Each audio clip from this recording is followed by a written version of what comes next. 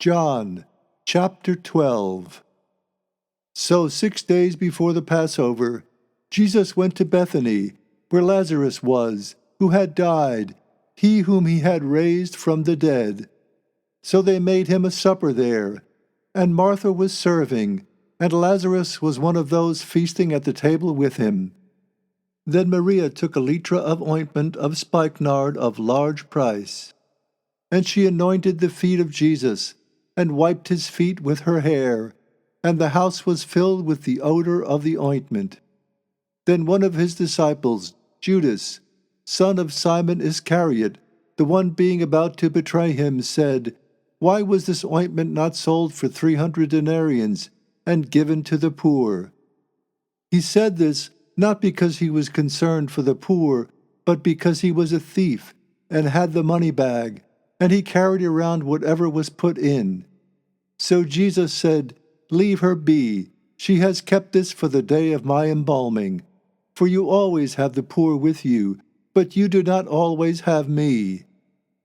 Then a large number of the Judahites came to know that he was there, and they came not only on account of Jesus, but so that they might also see Lazarus, whom he had raised from the dead. But the senior priests consulted as to how they might kill Lazarus as well, because on account of him many of the Judahites were withdrawing and believing in Jesus. On the next day, a large crowd who had come to the festival, having heard that Jesus was coming into Jerusalem, took branches of palm trees and went out to meet him, and they were calling out, "Hosanna!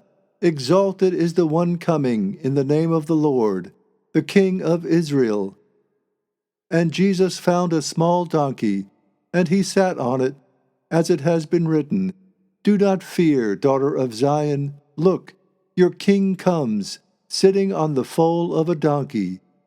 But his disciples did not perceive these things at first. But when Jesus had been glorified, they subsequently remembered that these things had been written about him, and they had done these things for him.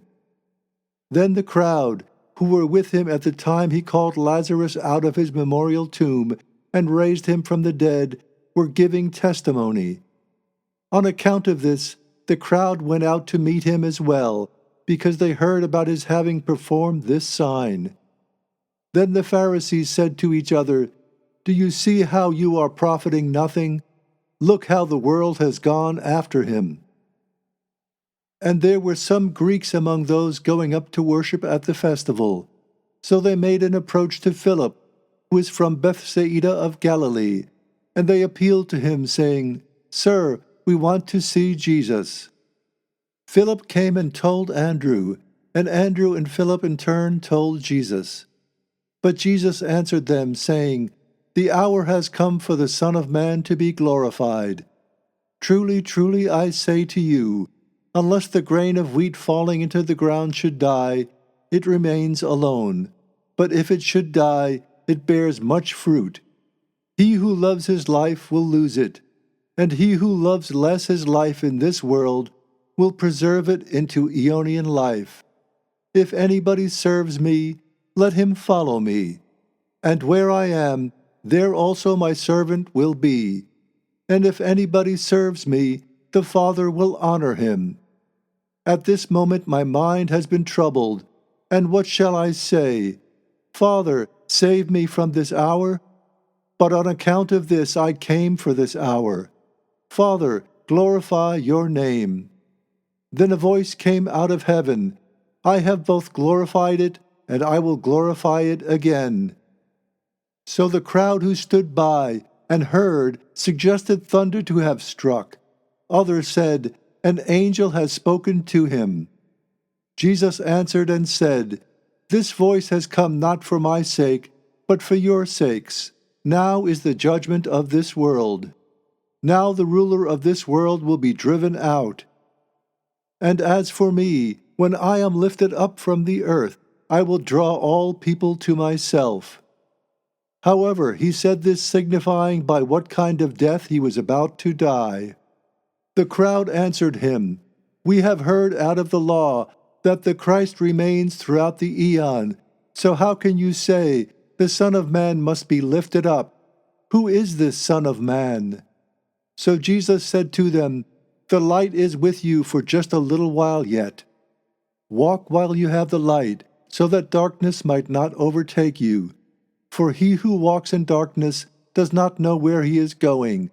While you have the light, believe in the light, so that you might become sons of light." Jesus spoke these things. Then he departed and was hidden from them. But although he had performed so many signs in their presence, they did not believe in him, so that the word of the prophet Isaiah might be fulfilled, which said, "O Lord, who has believed our report, and to whom has the arm of the Lord been revealed?" By account of this, they were unable to believe, because, additionally, Isaiah said, "He has blinded their eyes and hardened their heart, so that they do not see with their eyes, or understand with their heart, and become converted, and I would heal them." Isaiah said these things when he saw his glory and spoke about him. Although many even among the chief rulers also believed in him, yet because of the Pharisees they did not make any profession, in case they might be expelled from the synagogue. For they loved the glory of men more than the glory of God.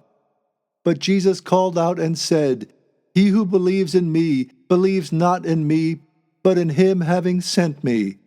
And he who sees me sees him having sent me. I have come as a light into the world, so that nobody who believes in me should remain in darkness. And if anybody hears my declarations, but does not believe, I do not judge him, for I came not so that I might judge the world, but so that I might save the world. He who rejects me and does not receive my declarations has that which judges him. The word that I have spoken, that will judge him in the last day. For I have spoken not on my own, but he having sent me, the Father, he gave me what commandment I should say, and what I should speak. And I know that his commandment means Aeonian life. Therefore, whatever I speak, just as the Father has spoken to me, so do I speak."